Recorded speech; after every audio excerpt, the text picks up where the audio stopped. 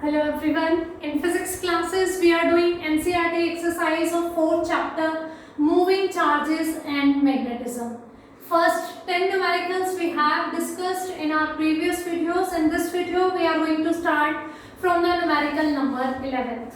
So I am reading the statement of numerical 11 and assuming that all of you are keeping your textbook as well as rough notebook with you. Okay. So question number 11th. In a chamber, a uniform magnetic field of 6.5 Gauss is maintained. An electron is shot into the field with the speed 4.8 into 10 to the power 6 meter per second normal to the field. Explain why the path of the electron is a circle. And second part is determine the radius of the circular orbit. Let me write down first the values given. The magnetic field given is 6.5 Gauss and electron's velocity is 4.8 into 10 to the power 6 meter per second and it is entering normal to the field. Normal to magnetic field. Electron is moving. Okay. So we have to find out the radius of the circular orbit. This topic we have already done when we were doing the theoretical topic of this chapter, that motion of any charged particle under the magnetic field. There we come to know that when electron is entering in the magnetic field, it will follow a helical path. If it is moving with velocity v, which is making an angle theta with the direction of magnetic field. There we imagine that we are going to resolve this velocity into the two components v1 and v2. v1 is the horizontal component of velocity. We'll try to move the charged particle straight in linear motion, and v2 is the vertical component of the velocity that will try to move the object in the circle. So here the same thing is given. Magnetic field is given 6.5 Gauss. Gauss is the CGS unit of magnetic field and 1 Gauss is equals to 10 to the power minus 4 Tesla. Tesla is the SI unit of magnetic field. So 6.5 into 10 to the power minus 4 Tesla. Velocity is given and normal to magnetic field. Means suppose this is the direction of magnetic field, then this is the direction of motion of electron. It is entering perpendicular to the magnetic field. And using left hand rule, Fleming left hand rule, if we want to find out the direction of force acting on it, the force is given by Q V cross B. Force acting on any charged particle which is moving with velocity v in a magnetic field of strength B. Then the force is given by F is equals to QV cross B. Then the direction of F will be perpendicular to both the direction of magnetic field as well as the direction of magnetic field. Firstly, you can revise this topic from those videos which are already available in the playlist. The motion of a charged particle in a magnetic field. There you come to know that this force is trying to change the direction of electron at each and every point, and that force is going to change the direction. This force will change the direction because this force is perpendicular to velocity and the magnetic field, so it cannot change the magnitude of velocity, but it will change the direction of velocity at each and every point. Using the Fleming left hand rule, when we try to find out, then we find out that object, the electron is going to move in a circular path. Okay, so that's why the object is moving in a circular path, because this force is perpendicular to both V and B. It cannot change the magnitude of the speed. It will change the direction, and if it changes the direction at each and every point, then the electron will travel into a circular path. For more details, you can listen that video in which we have already discussed this topic in the detail. There I have drawn the different diagrams with the help of Fleming left hand rule. We have proved that electron is going to move in a circular path. Okay, now they want to ask you what will be the radius of that circular path. Here two type of force are there because the electron is moving in a circular path. So there will be some centripetal force which is provided by this force. Here if I put the value, this is the electron, the charge particle which is moving is electron. The charge on the electron is E, V, P sin theta, and it will provide the necessary centripetal force. Okay, so EVB sin theta, we know that velocity, the electron is moving in perpendicular direction to the magnetic field. So theta is equals to 90 degrees. So it will be EVB and centripetal force will be mv square upon r. Theta is 90, sin 90 is 1. So on left hand side we have EVB and here we have mv square upon r. Okay, now EVB is equals to mv square upon r. We will cancel this v, so we get r is equals to mv. This r will shift here, e and b will shift there upon eb.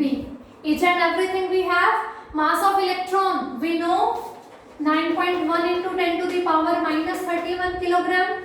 Velocity of electron is given 4.8 into 10 to the power 6 meter per second upon charge on electron is 1.6 into 10 to the power minus 31 coulomb, and B is given 6.5 into 10 to the power minus 4 Tesla. So this will be the radius, and on solving this value we get the answer is equals to 4.2 into 10 to the power minus 2 meter. So whenever the electron or any charged particle which will move in the magnetic field in its perpendicular direction, it will move in a circular path. And according to the given data, this electron will move in a circle of radius 4.2 into 10 to the power minus 2 meter. Please revise this topic from that video which is available in the playlist, so that this numerical and this concept will be very clear to you. So moving towards the question number 12. In question 11, obtain the frequency of revolution of the electron in its circular orbit. Does the answer depend on the speed of electron? Explain. Means we have to use the same data which is given in the 11th. We have to find out the linear frequency.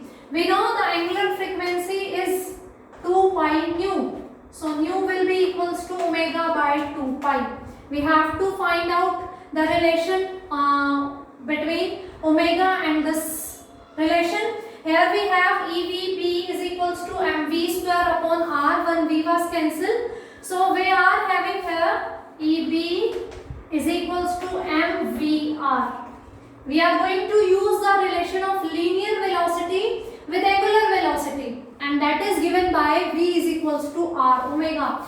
V is equals to r omega. So put here r omega upon r. This r will cancel out. So omega will be equals to EB by m. From here we have omega. M is here, it will come here in the denominator, EB by m. So omega is equals to EB by m. Nu is equals to omega by 2 pi, because omega is equals to 2 pi nu. So nu will be equals to EB by 2 pi m. You can directly learn this formula because when we were doing this topic, we have find out these all parameters, the time period, the frequency, everything. So you can learn directly the formula. If you do not have this cramming power, you can directly derive this formula while doing the numerical. So we have all the values. E, charge on electron 1.6 into 10 to the power minus 19. B is given 6.5 into 10 to the power minus 4 Tesla upon 2 into pi 3.14. M is 9.1 into 10 to the power minus 31. And on solving this, we get the answer is equals to 18.18 into 10 to the power 6 Hz. So it will be the frequency of the electron. And it is also asking कि whether nu is depending on the velocity. Here you have the formula for the nu.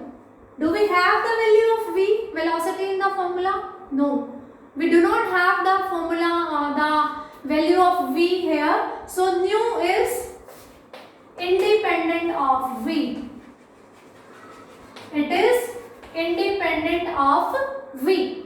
So it does not depend on v. So it will not change according to the value of v. It is independent of v.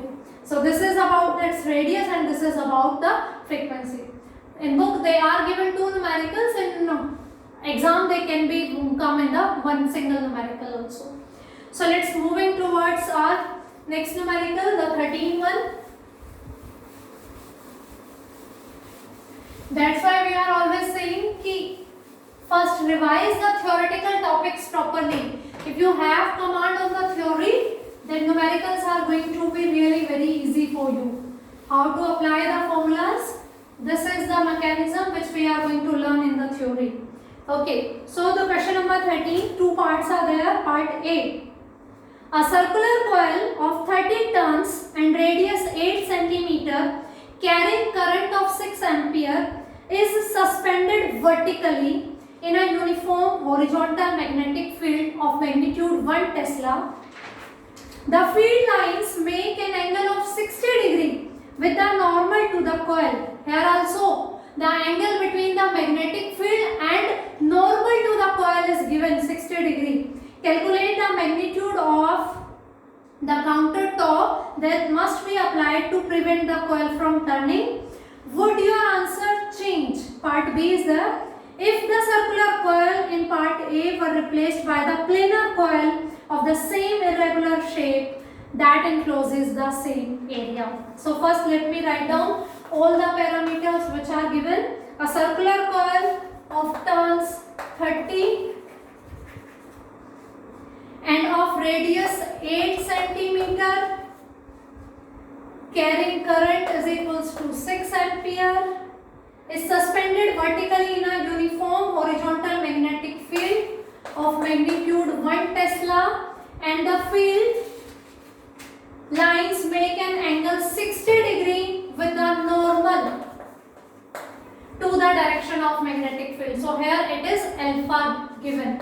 In previous numerical also we discussed that tau is equals to NIAB sin alpha. If the angle between the field line and normal to the plane of coil is given, okay, and we are using cos theta here if the angle between the coil and the field is given, okay. So here you can see N is given, R is given, a circular coil is here, but in the formula for torque we use area, so we have to find out the area. R is 8 centimeter, or you will say 8 into 10 to the power minus 2 meter.